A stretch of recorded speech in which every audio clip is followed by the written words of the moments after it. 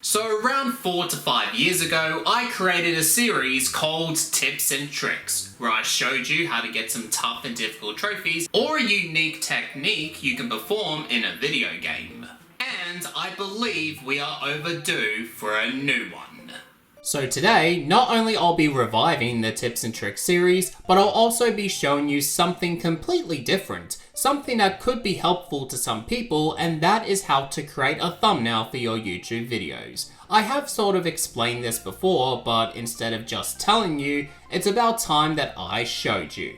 Keep in mind, however, this is pretty much my method on how I like to create thumbnails for my videos, so I'm not saying you should copy entirely everything that I do, but if you like to take a bit of inspiration here and there, that's totally fine. So with that in mind, let's begin. So first off, let's talk about the software to edit thumbnails. You can use anything that you like, most of them will have free trials, so feel free to try some of them out before purchasing the ones you enjoy. I have always used Adobe Photoshop for the longest time, so we'll go with that.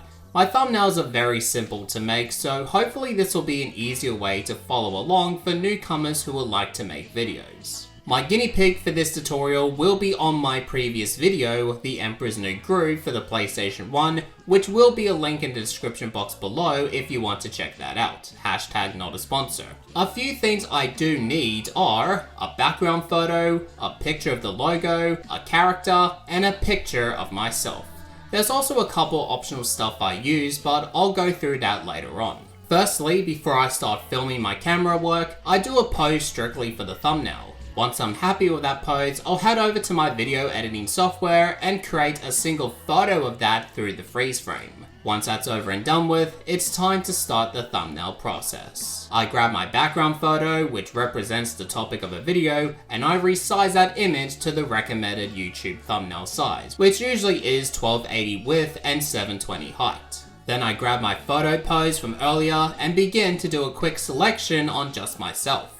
I'm going to be copying and pasting myself on the background photo, so I want to make sure I'm selecting me and nothing else. Then after I copy and paste myself on the background photo, I then begin to do the same method on the character and the logo of a video game. If you can find a PNG file or a transparent photo of the logo and character, it'll make the process so much quicker. And again, I copy and paste it to my background photo and adjust it to an appropriate size. I try not to overcrowd everything and make sure that everyone has their own space. I also like to add some drop shadow to make each photo stand out, but that is an optional feature you can do. There's absolutely no rush in making a thumbnail, just take your time and try some new techniques. You can delete something if you're not a fan of it after all, and don't be too harsh on yourself. We all learn something new every day. Now that's pretty much my base on how I build my thumbnail, so let's talk about some optional stuff I discussed earlier. I then start to add some text. Nowadays, I like to add in a small message/sentence to give you all an idea on what I feel about the game as a whole or a particular topic. So I write the word, my childhood video game, insert a stroke to make the word stand out.